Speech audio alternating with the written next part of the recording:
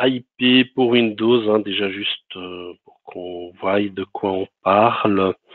AIP, l'interface.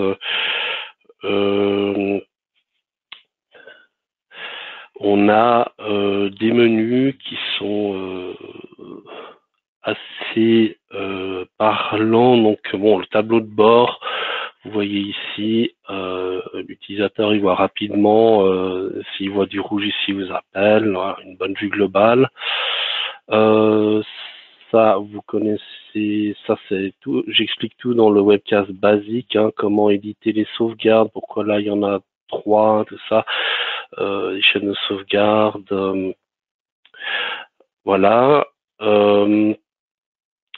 Les sauvegardes, comment on peut planifier. Les sauvegardes planifiées, c'est important de savoir que ça fonctionne avec un driver de tracking. Donc vous faites des incrémentiels. Tout ce qui est sauvegardé maintenant, c'est one shot. Vous faites que des fulls. Ça peut être pratique si vous venez d'installer, le client il veut absolument une sauvegarde tout de suite pendant que vous venez d'intervenir. Et puis il veut pas que vous repartiez sans sauvegarde alors que vous dites il faudrait redémarrer le serveur. Vous pouvez faire sauvegarder maintenant, c'est important de savoir. Ça n'utilise pas le driver de tracking qui est la cause pour laquelle on doit redémarrer. Alors voilà un sujet d'aujourd'hui, le vStandby. Très important parce que ça vous permettra d'avoir ce qu'on appelle les VSR, donc vStandby Replica, donc la réplique de l'ordinateur où est installé AIP sur un environnement virtuel. Donc l'environnement virtuel, c'est un Hyper-V 2008 R2 à partir d'un Hyper-V 2008 R2 et plus récent jusqu'à aujourd'hui. On a testé avec des 2019, on attend encore la confirmation que c'est officiellement supporté. Le 2016, il n'y a pas de problème, mais avec le 2019, ça marche aussi. Et ainsi, ESXi à partir du 5.1 jusqu'au 6.5 pour l'instant. Pas encore le 6.7, j'espère que c'est pour la version prochaine. Alors là, ce que ça vous permet, c'est que vous avez, donc là je vais commencer par la fin, donc vous voyez le résultat final. Pardon, là je suis justement sur mon serveur, mon Hyper-V 2016, et voici mon VSR, ma réplique vStandby, donc de mon webcast PC que vous venez de voir. Donc là, je suis connecté en RDP, hein, et ce webcast PC, c'est une tâche de sauvegarde vStandby qui m'a permis d'avoir tous ces différents snapshots. Donc on voit, là je vais faire une actualisation. Voilà, le dernier c'était à 10h ce matin. Après, j'ai arrêté parce que pas avoir une sauvegarde qui tourne pendant le webcast. Imaginons si j'ai attrapé un CryptoLocker ce matin à 8h30, eh ben je peux revenir à cet état-là. Donc, alors juste, j'ai mis trop de mémoire quand j'ai édité.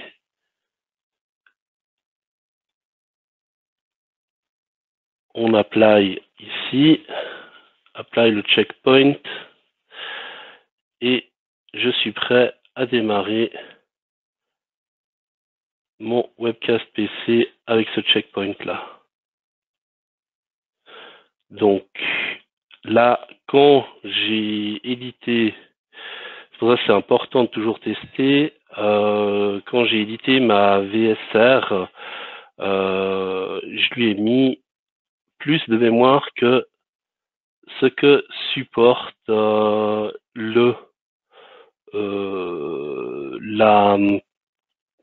cet hyperviseur. Donc voilà, c'est important, c'est quelque chose à laquelle il faut faire attention. Donc, je vais lui mettre un petit peu moins que ce qui était paramétré au départ.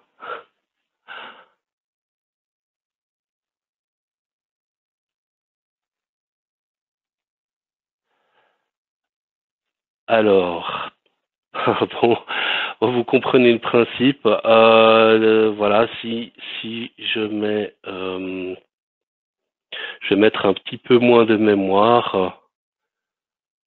Quand j'édite ma tâche de sauvegarde, donc par exemple, je vais mettre 2048, eh bien, je vais pouvoir démarrer ma machine virtuelle. Donc ça, c'est des choses, justement, il faut bien tester avant. Donc, c'était pour vous montrer les petits couacs qu'on peut avoir si on n'a pas bien planifié, par exemple, la RAM avant, quand on a fait ces paramétrages. Donc, comment est-ce que j'ai fait cette VSR? Donc là, il va démarrer, hein, c'est pas forcément. Donc ça, c'était sur la base de cette planification-là de vie standby. Donc une planification comme ça.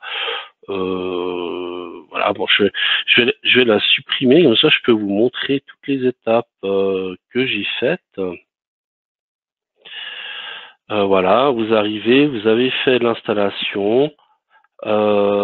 Et là, il vous explique grosso modo justement ce que je vous ai montré avec les différents points de démarrage, des snapshots. Donc là, c'est vraiment, ça fonctionne sur le même principe qu'une sauvegarde incrémentielle. Et là, elle est continue. Donc, vous avez un certain nombre de points de démarrage que vous définissez. Est-ce que vous en définissez 10, 30? Ce serait un maximum. On a rarement besoin de autant que ça.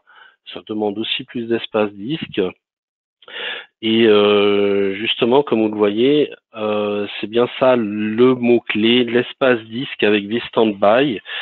C'est ce que va payer le client. Pour le vStandby en tant que tel, il ne payera pour ainsi dire rien, hein, c'est inclus dans AIP, donc c'est gratuit si vous avez la solution de sauvegarde AIP, mais il faudra ce host qui est là, mon Hyper-V 2016, qui devra avoir suffisamment d'espace disque pour supporter non seulement le full, donc qui va être un peu moins grand parce que le VHDX, là en l'occurrence pour Hyper-V, il est compressé aussi. Il sera un petit peu moins grand que l'espace qui est occupé là. Là, je l'ai fait uniquement avec le C, donc je suis avec un peu moins de 90 ou 90 gigas. Et si je regarde sur ma réplique, eh bien, elle va être relativement grande aussi. Hein, c'est voilà. Là, j'ai mon VHDX avec les différents snapshots. Donc, on est un petit peu plus petit. Au lieu de 90, on est autour des 85. Et puis, les différents snapshots, quand j'ai travaillé dessus, c'est des snapshots d'une certaine taille, quand il n'y a vraiment pas eu d'activité, c'est seulement 4 mégas. Donc ça, c'est vraiment comme une machine virtuelle Hyper-V tout à fait normale, rien de spécial. Quand vous avez eu votre panne, vous appliquez, enfin vous-même vous supprimez, vous appliquez les différents. C'est très pratique aussi si vous avez une panne, vous savez pas exactement quand ça s'est passé, le client il n'a pas les informations. vous êtes dans le stress et un CryptoLocker qui est arrivé, personne ne sait quand, ou la personne qui l'a exécuté, elle va pas le dire, eh ben vous allez pouvoir trouver très rapidement, d'heure en heure ici. J'avais mis dans ma tâche les 10 dernières heures, donc j'ai 10 possibilités. En cas de panne, vous l'appliquez, et puis quand c'est bon, quand vous êtes de retour au calme, vous supprimez les autres snapshots, ça vous fusionnez le tout dans un seul VHDX. Tout à fait comme une machine Hyper-V tout à fait classique. Alors, comment on fait cette tâche-là de vStandby? Alors, c'est vraiment important de comprendre hein, le fait que c'est une chaîne de sauvegarde en continu. Donc, ce que je veux dire là, c'est que le AVHDX, le plus ancien, donc le 10e, il va devenir de plus en plus grand. Ça veut dire que peut-être au bout de 2 ou 3 ans, comme avec toutes les chaînes incrémentielles en continu, c'est-à-dire qu'il faudra recréer votre VSR, votre Standby Replica, la machine virtuelle d'appoint. Ça, il faudra la recréer éventuellement toutes les 2-3 ans. Évidemment, ça dépend d'autres paramètres. Hein. Si vous l'utilisez souvent, s'il y a beaucoup de données qui changent dessus, si c'est des plans d'architecte qui changent tout le temps, si c'est des bases de données, du texte, si c'est que du texte, ça va être moins problématique pour la croissance des données. Voilà. En gros, c'est juste pour vous dire, sur le très très long terme, une chaîne incrémentielle continue, vous n'allez pas pouvoir la maintenir plus qu'un certain nombre d'années. Mais par contre, vous avez vu, en cas de panne, c'est vraiment ce qui est le mieux, c'est ce qui va vous sauver instantanément. Ça va faire une très bonne impression au client. Vous pouvez lui proposer des délais pour être de nouveau opérationnel qui sont extrêmement courts. Ça peut aller jusqu'au quart d'heure pour avoir un OS qui tourne. Et bon, après, vous avez encore bien sûr le travail pour remettre en ordre les paramètres. Les paramètres, parlons-en. Voilà. Déjà, qu'est-ce qu'on veut sauvegarder? Bon, j'ai mon C sur le disque 1, c'est peu courant. En général, c'est le disque 0. Si j'ai besoin que du C, alors je le sélectionne comme ça. C'est ce que j'avais fait avant pour mon exemple. Et là, je choisis mon Hyper-V. Alors, par rapport aux différents hyperviseurs gratuits que vous avez, c'est très intéressant d'avoir un Hyper-V Core. C'est un petit peu problématique, si je puis dire, pour installer. Vous avez que des lignes de commande. Mais une fois que vous l'avez installé, vous faites en remote, vous connectez à distance depuis un autre ordinateur, vous connectez au serveur, vous l'avez à distance, le Hyper-V Core, vous l'utilisez comme si vous étiez en local, il n'y a pas de problème. C'est juste l'installation, il faut prendre la main la première fois et après c'est vraiment, vous avez toutes les fonctionnalités, vous avez tous les snapshots. Ça, c'est pas le cas avec le SXI gratuit. Surtout si vous vous rappelez bien, si vous installez maintenant la toute dernière version de l'ESXi gratuit, le 6.7, eh bien, déjà ça va pas marcher du tout parce qu'on n'est pas compatible avec vStandby pour l'instant avec la 6.7, mais aussi avec la 6.5 version gratuite, vous allez avoir, donc ça va marcher, mais en fait ce qui va nous manquer avec la version gratuite, c'est tous les outils, donc une API, une interface qui permettent à IP, enfin surtout à vStandby, de créer les machines virtuelles. Donc il va bien vous créer un fichier de disque dur virtuel, un VMDK, mais il sera unique et vous n'aurez pas la machine virtuelle associée. Donc vous avez juste la possibilité de choisir un data store de l'ESXi avec le VMDK où il sera créé. Bah, ça, vous perdez l'avantage que je viens de vous expliquer avant. Donc, vraiment, le minimum, c'est un Essentials, un ESXi Essentials. Et là, vous avez tout exactement comme je viens de vous montrer avec l'Hyper-V. Tous les différents snapshots avec le même principe de la chaîne continue. Là, c'est de nouveau totalement fonctionnel. Donc le gratuit, oui, il marche, mais avec les restrictions que je viens de vous dire.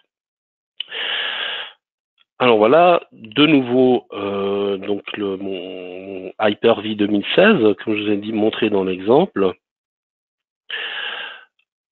Là, très important, hein, c'est ici que j'ai cliqué sur suivant sans faire attention à ma RAM, ce qui a fait le petit couac que je voulais vous montrer.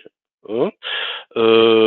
Avec 8 gigas, bon, bah, là, il faut être au courant de combien on a de gigas disponibles sur le Hyper-V d'appoint. Donc voilà, le nom par défaut, le nom de la machine, hein, comme vous voyez, là il va me dire non, il existe déjà, donc je vais devoir le renommer, je vais mettre le 1. Avant, quand j'ai supprimé, vous avez vu le petit message, voulez-vous supprimer la réplique, hein. J'ai dit non parce que la machine virtuelle était en train de tourner, il n'aurait pas pu la supprimer tout simplement, c'est pour ça que maintenant je vais en avoir deux. Les CPU, et ce qui va vous intéresser le plus aussi, surtout pour des domaines contrôleurs, vous avez peut-être aussi envie d'avoir un IP statique, hein. Vous pouvez décider exactement des adresses IP que vous voulez pour le domaine contrôleur d'appoint ou les différentes applications. Important de savoir que vous pouvez déjà prévoir le coût en cas de panne. Ça vous évitera par la suite de devoir, ça vous évite justement dans la phase post-restauration, alors déjà des étapes qui ont été anticipées et de ne pas vous devoir vous y attarder après. Pour le reste, c'est somme toute assez classique. Alors bon, petite coquille, hein, type de disque dynamique réparé, bon, de l'anglais fixe, donc un espace fixe, pour ceux qui avaient remarqué. Ça va être corrigé à la prochaine version, pardon. Ouais. La version française, elle vient de sortir. Je suis encore en train de voir avec mes collègues pour corriger les dernières petites coquilles. Et là, vous voyez les différentes possibilités de planifier. Alors le minimum ici qu'on vous recommande, c'est 1 heure. Dans l'interface graphique, c'est 1 heure. C'est vraiment parce qu'on vous le recommande. Vous avez vu, c'est une chaîne en continu. Si vous avez besoin de moins, si c'est absolument nécessaire, tous les quarts d'heure, eh bien, la croissance des données va être beaucoup plus grande. Et il faut savoir que c'est possible de le faire. On peut éditer un fichier où il y a ces configurations-là. C'est vraiment, on peut tout adapter dans les fichiers de configuration. Les schedules, le répertoire schedule pour ceux qui connaissent. Et puis voilà, donc par événement, arrêt ou redémarrage, ça veut vraiment dire quand l'utilisateur clique sur redémarrer en éteignant, ça veut dire qu'il va voir l'image comme si c'était un Windows Update, sauf que ce sera par rapport à la sauvegarde de la VSR, à l'établissement d'un de ces points de restauration. Alors, je ne sais pas si tout est clair jusqu'ici. Hein, n'hésitez pas, hein, au cas où, d'écrire dans le chat, poser des questions.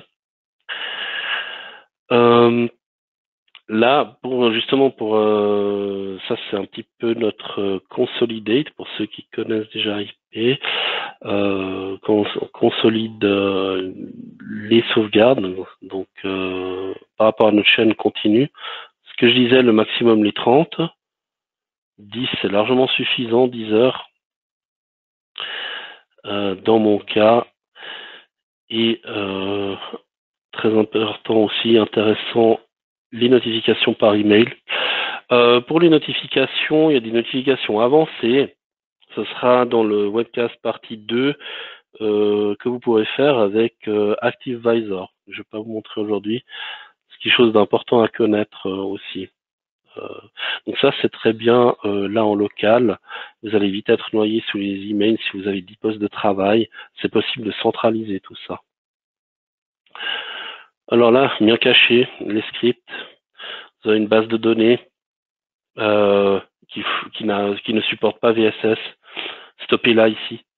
avant le snapshot, ou comme vous souhaitez, hein. Pendant qu'il fait le snapshot VSS, vous avez le temps de l'arrêter votre base de données en même temps, ou ce que vous voulez. Et après, vous la redémarrez. Donc, vous pouvez faire autre chose qu'arrêter ou démarrer une base de données. Vous pouvez faire pas mal d'autres tâches, hein, éjecter des médias, des choses comme ça. Voilà pour le vStandby. Donc c'est très bien. Maintenant, c'est possible que votre client il vous dise bon, ça va me coûter de l'espace disque. Bon, déjà la machine, hein, c'est peut-être ce qui va être le moins cher. Comme vous avez vu, la RAM, faut faire attention. J'ai un PC là en local qui utilise quand même 8 Go. Le serveur de test que j'ai de l'autre côté, il a peut-être juste 10 ou 12. Ça va être compliqué de le démarrer. Il faut prévoir la RAM. Ça, c'est le moins limitant. Bon, juste le serveur d'appoint, c'est quand même du matériel. Et puis, si vous avez des volumes de données qui sont vraiment énormes, de l'ordre du Tera, sur ce qui est assez fréquent pour les serveurs importants, là, il faut compter avec le client au minimum une fois et demie l'espace disque qui est déjà occupé actuellement. Donc, si vous avez 1 Tera, c'est le strict minimum, 1 Tera et demi sur la destination. Et puis évidemment, plus, enfin la destination, j'entends l'hyperviseur d'appoint. Évidemment, plus vous avez d'espace disque sur l'hyperviseur d'appoint, plus longtemps vous allez être tranquille avant que le dernier fichier VDH, soit devenu trop grand. Comme c'est la problématique des chaînes en continu. Le principe de fusion, c'est vraiment c'est Hyper-V lui-même qui va fusionner. C'est pas vStandby lui-même. vStandby va juste envoyer la commande à Hyper-V ou à ESXi pour fusionner. C'est comme si on supprimait un snapshot en fait. Et là, c'est ces problématiques d'espace disque. Donc, éventuellement, prévoyez, regardez la croissance des données, peut-être après une année, puis vous déterminez au bout de combien d'années vous devrez revenir ou discuter avec le client combien d'espace disque. Alors, si vous décidez de mettre le double, alors vous êtes tranquille, je pense, au minimum une année, même pour les serveurs qui ont beaucoup de trafic de données. Alors voilà, il vous dit non, je ne vais pas investir le double de cet espace disque. Moi, il a un NAS, il a déjà assez payé pour de l'espace disque, et puis on peut rien faire avec ça. J'ai dit mais bien sûr, vous pouvez faire quelque chose. Vous avez ImageBoot. Ce qui va être, il est super, il sauve vraiment beaucoup de temps parce qu'il est instantané. Pourquoi? Parce qu'il permet de monter une image directement en tant que disque. Il la met, donc l'OS, le Windows le voit comme un disque local. Ce disque va être mis en offline et sera attaché à une machine virtuelle. Et cette machine virtuelle pourrait être démarrée comme si c'était un disque. Voilà, cette image, en gros, en fait, cette image, elle est démarrée par ce mécanisme-là. Donc, pour tout vous montrer en détail, alors j'ai une image préférée qui est celle-ci, qui marche très bien. Vous voyez, là, il y avait déjà des fichiers AIX, ça c'est ce que ImageBoot crée. Alors,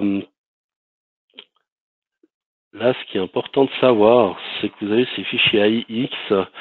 Il faut savoir qu'une fois que vous avez démarré ces machines virtuelles ImageBoot, quand vous les éteignez, la machine virtuelle va disparaître et vous pourrez récupérer des images.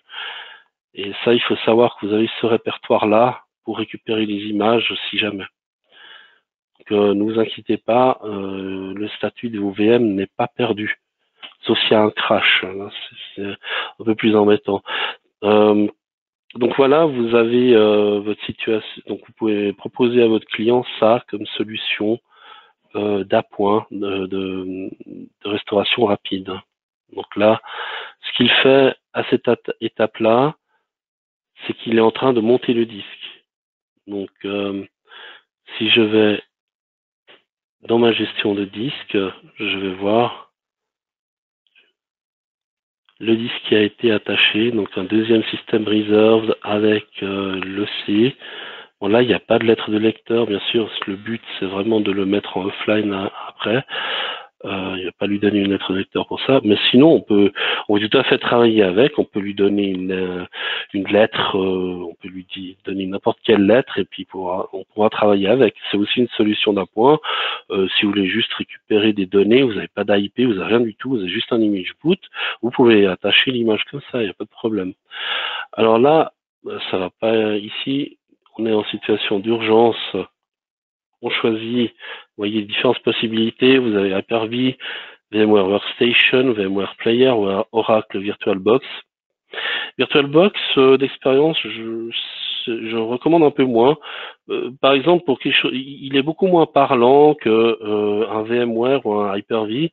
Par exemple, si vous avez pas activé quelque chose d'aussi bête que la virtualisation sur le CPU, VirtualBox va quand même essayer de vous démarrer la VM et va vous faire des artefacts graphiques. Et vous saurez pas que c'est juste ça en fait. Alors que VMware Player va vous dire mais activez la virtualisation sur votre CPU. Donc si ça fait ça pour quelque chose d'aussi simple, je vous laisse imaginer quand ça devient un peu plus complexe.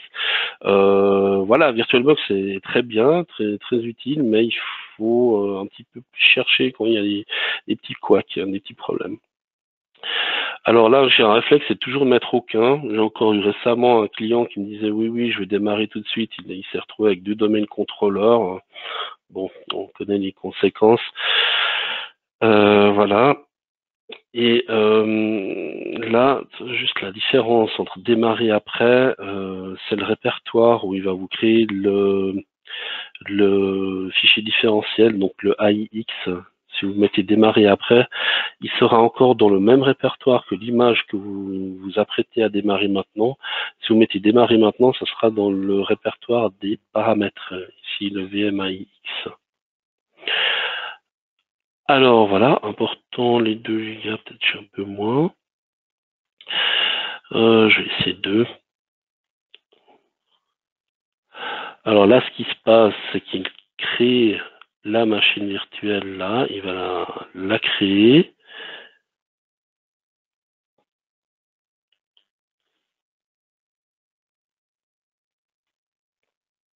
Donc déjà, là, il finit de préparer, il avait fini de préparer le disque dur. Donc le mettre offline, surtout, et après il modifie encore des attributs. Là, il crée la machine virtuelle, il l'a créée, et il est en train de la démarrer. J'ai même pas besoin de cliquer dessus, elle va apparaître comme ça. Voilà, et je suis déjà prêt. Donc vous voyez, c'est extrêmement rapide à démarrer. Là, honnêtement, je suis extrêmement rapide parce que c'est un Windows 10 qui a pas grand-chose dessus. Mais ça va pas être beaucoup plus long. Je pense que vous allez être au maximum à un quart d'heure, même pour des gros serveurs. Maintenant, si vous avez un serveur qui a une base de données avec beaucoup de petits fichiers ou quelque chose comme un CRM, faudra pas que le client s'attende à des temps d'accès ultra rapides. S'il doit déjà attendre s'il doit déjà attendre 1 seconde ou 2 jusqu'à ce qu'il ait une requête affichée à son écran, eh bien là, il va plutôt attendre plus longtemps, et ça dépend si son NAS il est connecté en 100 mégabits ou en gigabits, bien sûr. Alors s'il est en 100 mégabits, ce qui est franchement pas très rapide, je pense que il va avoir des temps d'accès plutôt de l'ordre du double ou du triple. Ça va pas être instantané.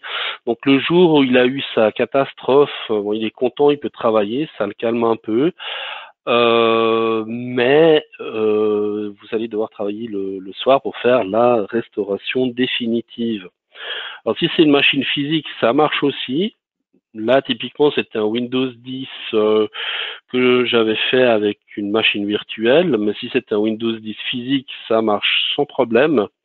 Et si c'est de l'UEFI ou du MBR, du BIOS ou de l'UEFI, il va créer la bonne génération de VM. C'est totalement transparent. Il n'y a pas besoin de s'inquiéter outre mesure. Il y a aussi c'est aussi un excellent moyen de test pour vous rassurer. Vous pouvez même proposer à votre client de faire ces tests régulièrement. Vous démarrez avec ImageBoot et vous lui garantissez que toutes ces applications sont utilisables. Ça, bon, on peut pas l'automatiser. Là, il faut que vous voyez que tout fonctionne. Ce qu'on automatise, nous, c'est avec Image Center. J'en parlais la prochaine partie, la partie 2, dans 2 semaines. Comment on peut faire, basé sur la même technologie, un boot check.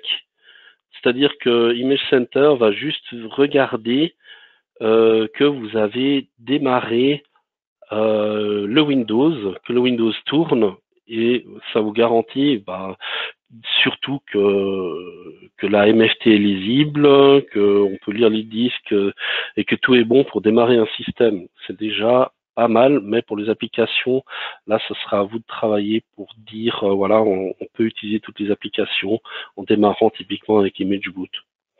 Aussi, si vous avez absolument rien prévu et vous avez juste votre chaîne de sauvegarde, ce qui peut être très pratique, c'est d'avoir une machine d'appoint avec laquelle vous êtes en route et vous arrivez chez le client qui est en situation de catastrophe, il ne peut plus utiliser ces machines. Donc si on a deux qui ne fonctionnent plus, il vous faudra quand même 2 machines d'appoint parce que vous n'avez la possibilité de monter qu'une seule image par système. Ça, il faut le savoir aussi. Au moment où on va vendre la solution de restauration instantanée au client, s'il a 3 machines qui ont planté, le mieux, c'est vraiment de lever stand-by. Vous pouvez démarrer les 3 VM instantanément. Sinon, vous n'allez pouvoir en démarrer qu'une seule instantanément. Donc, bon, en général, la plus importante, en général, on n'a pas besoin de beaucoup plus pour des PME. Et puis, si on a besoin de plus, le stand-by fait très bien le travail. Une fois que vous avez, le client, il a travaillé toute la journée avec ses performances un peu réduites, il dit, bon, c'était très bien, merci, mais maintenant, je vais travailler comme avant, avec les mêmes performances. Alors, vous éteignez cette machine virtuelle, travaillez toute la journée dessus, et vous allez procéder à la restauration. Alors, il y avait une possibilité, si vous avez eu la présence d'esprit, comme je vous ai montré V-Standby avant, si vous amenez cette fois-là, après le crash, vous vous rendez compte, bon, c'est peut-être quand même mieux de faire sur un hyperviseur d'appoint. Il y a moyen, tout à fait, de faire une tâche V-Standby qui va tourner toute la journée pour faire ces réplicas. Et aussi, en parallèle, alors surtout, très important, quand vous avez démarré cette machine virtuelle ImageBoot, faites tout de suite des sauvegardes avec AIP. AIP est déjà installé. Ne prenez pas le risque. Si ImageBoot crash, il ne va vous rester que le fichier AIX temporaire qui sera illisible. Alors, quand vous démarrez avec ImageBoot, surtout tout de suite, démarrer une sauvegarde avec AIP, recommencer la planification de ces sauvegardes-là. Après, bon, le soir, vous pourrez toujours décider, est-ce que vous prenez l'AIX d'ImageBoot, tout s'est bien passé, il n'y a pas de problème, vous le récupérez, comme je vous ai dit avant, dans le répertoire spécifique, c'est vraiment le répertoire d'installation d'ImageBoot, VMAX par défaut, là où je vous avais montré tout à l'heure. Là, on voit le 13 du 3, là, il a créé le fichier AIX. Alors bon, vous voyez, je ne vais pas l'utiliser tout de suite, je le recopie là, de là où j'avais démarré ma VM. tout simplement. Et là, vous faites un double clic, vous voyez, ah bon, ok, là, je peux faire quelque chose avec celui-là, et je vais procéder à ma restauration. Alors la restauration, vous avez deux possibilités. Soit vous décidez virtualiser, c'était déjà une VM, et vous convertissez depuis une image. Donc, soit un VHDX, vous faites ça pour Hyper-V. Vous pouvez, là, si vous ne mettez pas cette coche, je peux sélectionner l'hyperviseur directement, l'image de source, vous faites la virtualisation, je récupère mon image que j'avais eue d'aujourd'hui, le 13/3, et je la récupère comme à l'état que j'avais avec ImageBoot quand j'ai éteint. C'est important que j'ai éteint proprement. Hein. C'est comme j'ai dit avant, si j'éteins pas proprement, qu'il y a un crash, vous allez juste avoir, vous n'allez pas avoir ce fichier AIX. Voilà, bon, c'est pareil comme au niveau de la configuration, ça ressemble beaucoup à vStandby. En fait, c'est presque comme vStandby, sauf que vous n'avez pas la planification. C'est la seule différence. Et voilà, c'est typiquement ce que vous allez faire le soir après la catastrophe. Si c'était une VM, après si c'était une machine physique, bon, vous n'allez pas restaurer comme ça. Et aussi surtout si c'est une machine sur laquelle quelqu'un fait des paiements avec un dongle USB, des choses comme ça, ben il n'aura pas pu les faire pendant la journée de travail. Il faudra restaurer en physique de nouveau. Et là, vous allez faire le CD de démarrage, créer un boot environment. Alors c'est marqué vStandby, c'est pour restaurer la VSR. C'est par rapport à avant, hein, c'est bien aussi, mais je vous recommande, c'est plus pratique d'utiliser le boot environment d'AIP. Vous créez votre ISO. Donc si vous l'avez préparé avant, vous l'avez préparé comme ça, c'est très bien. Prenez toujours le dernier ADK. Là, il ne me l'a pas demandé parce que je l'ai déjà installé. Vous voyez, j'y suis pour 8.1. Je devrais mettre en fait celui pour Windows 10 parce qu'il contient tous les derniers drivers, surtout pour les derniers disques durs M2 qui, quand ils viennent de sortir, bah là je l'aurais pas. Hein. Typiquement pour 8.1 avec l'ADK 8.1, il n'est pas dedans par défaut. Ils sont pas dedans. Là vous l'avez préparé à l'avance. Si vous utilisez ce boot environment toujours sur le même ordinateur, laissez les pilotes graphiques. Sinon, enlevez-le. Sinon, vous allez avoir des désagréables surprises sur d'autres systèmes, des écrans noirs, par exemple. J'aime bien avoir juste un ISO et puis ensuite créer mes médias avec d'autres outils. Si vous pouvez le faire directement, ça marche très très bien aussi. Question de praticité. Alors voilà. Donc c'est assez simple. La seule chose qui va vous demander du travail, c'est d'installer l'ADK. Aussi pour la dernière version de Windows 10, pour la 1809, les outils Windows PE sont téléchargeables séparément par rapport à l'ADK. Alors, il faut télécharger 2 fois au lieu d'une seule. Si vous avez un doute, si par exemple lors de la création, vous voyez langage pas installé, langue pas installée, contactez-moi vite ou contactez le support. En général, on va vous dire qu'est-ce qu'il faut encore télécharger. Il y a une petite spécialité où Microsoft a décidé de mettre ça séparément à disposition. Avant tout était dans un package ADK. Aussi, voilà, vous avez ce petit CD avec lequel vous allez pouvoir démarrer la machine physique. Bon, il y a toute une problématique si c'est un autre hardware. Là, pareil, contactez-nous ou éventuellement, je vais faire un autre podcast une fois pour aller en détail. Important de savoir si le nouveau hardware est en UEFI, est-ce qu'il est que UEFI, est-ce qu'il a une option Legacy BIOS. Ça peut être pratique si vous aviez au départ une machine qui n'était que BIOS et que vous allez aller sur une machine qui est que UEFI. Ça va, on a une méthode pour le faire. On peut vous la transmettre. Ça va vous demander un certain temps de travail. Ça va pas être instantané comme restauration. Bon, si vous avez toute la soirée, ça vous est un peu égal. Le but, c'est quand même pas de perdre toute la nuit non plus, hein. Ça va vous demander un peu de travail et vous serez passé de MBR, enfin de MBR à GPT, donc BIOS à UEFI. Voilà. Là, je suis dans cet environnement. J'ai démarré avec le CD. Je monte dans une VM parce que ça va être compliqué autrement. Et là, pourquoi j'ai démarré avec un snapshot? Parce que je voulais pas vous montrer toute l'étape de configuration réseau. Je suis en IP fixe. Vous pouvez le faire, c'est très simple à faire hein, dans les outils. La configuration réseau. Donc voilà, donc justement, je vais appliquer de nouveau, histoire d'avoir la configuration réseau correcte.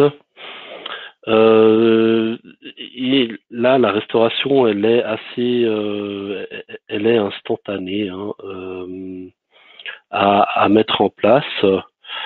Il y a différentes, ça paraît très simple, mais il y a des subtilités où il faut faire très attention. Lorsque je restaure, donc typiquement,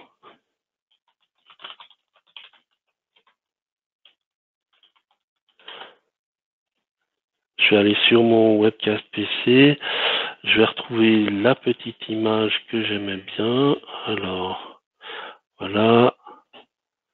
J'ai l'image, justement, ça c'est mon AIX que j'avais tout à l'heure, de 13h03, quand j'ai éteint ImageBoot. Et ça, voilà, je le restaure comme ça. Là, c'est très bien, je passe d'MBR à MBR, pas de problème. Si maintenant j'ai du GPT, je viens d'acheter un nouveau disque dur, il est initialisé en GPT par hasard. Bon, là, il faudra passer par un clean disk, hein, vous faites l'invite de commande, disk part, select le bon disque, clean disk. Et puis aussi, si c'est un hardware différent, vous allez peut-être avoir besoin de l'AIR, Architecture Intelligent Restore. Bon, en fait, c'est juste injecter un driver en format INF dans l'OS. Là, j'ai encore rien restauré, donc forcément, il me dit il n'y a pas d'OS, donc je peux injecter nulle part. Alors, on va procéder à la restauration juste pour vous montrer. Il y a deux méthodes. Là, la taille de disque est identique. La première méthode, disque identique, comme ça. Bon. Voilà, on supprimer, hein, c'est assez simple. La deuxième chose, une fonctionnalité importante dans IP, vous sélectionnez que le disque système. Alors pour être sûr, vous laissez un moment dessus, vous voyez que c'est le C. Vous avez vos informations basiques. Clic droit, vous sélectionnez la destination, et c'est maintenant que c'est important. Restaurer en tant que système BIOS. Si là j'avais été en GPT, il aurait dit UEFI. Vous dites oui, et bon, ils sont supprimés, ça c'est clair.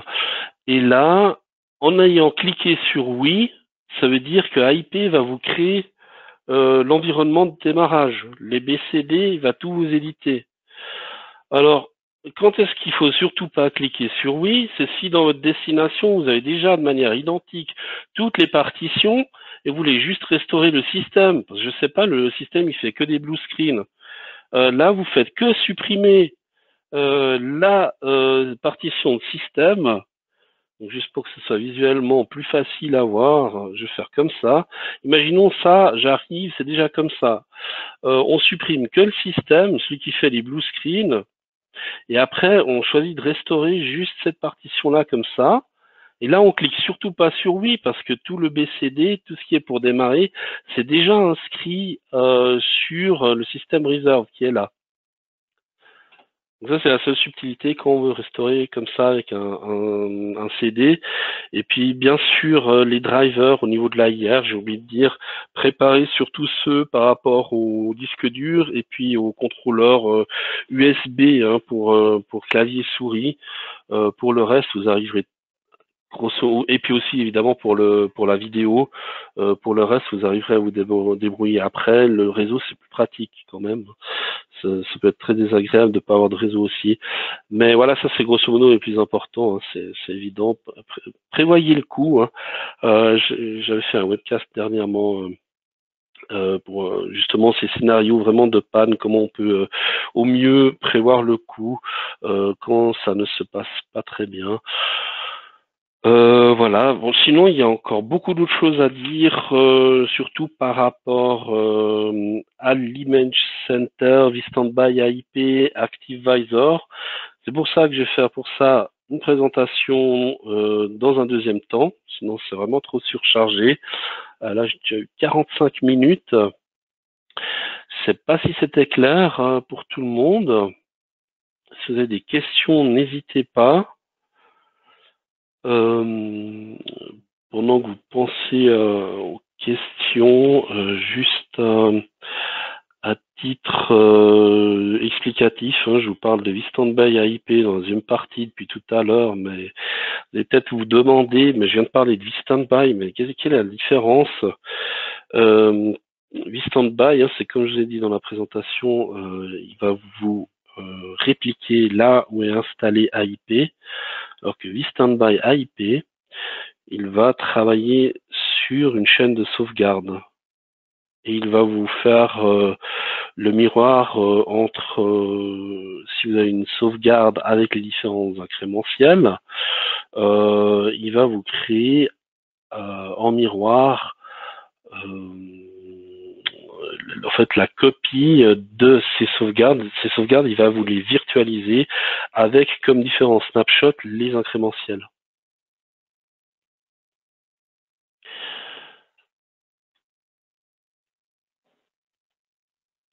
Alors, je qu'il n'y a pas de questions particulières. Si ça vous vient après, n'hésitez pas à me contacter. davidronner@netjapan.eu. Je l'ai écrit dans le chat. Je suis aussi disponible au support.netjapan.eu.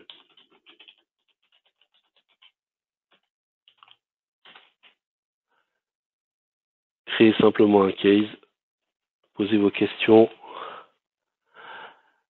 On a aussi une page entière de licences de test, de liens de téléchargement. Vous pouvez démarrer immédiatement avec n'importe quel produit.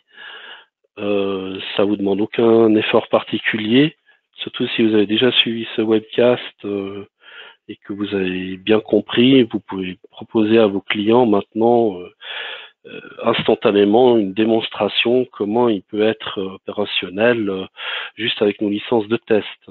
Et il faut bien voir, ImageBoot, il est gratuit. Vous avez pendant 30 jours une licence gratuite d'AIP. Et là, vous montrez à votre client, il vous faut juste l'hyperviseur qui est sur l'OS.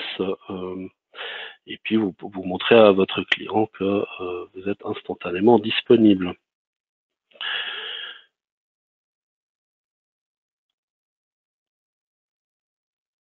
Donc voilà, c'est tout ce que je voulais vous montrer aujourd'hui. Toujours pas de questions. Alors voilà, donc n'hésitez pas à me contacter si ça vous revient après. Merci de m'avoir suivi. Bon après-midi.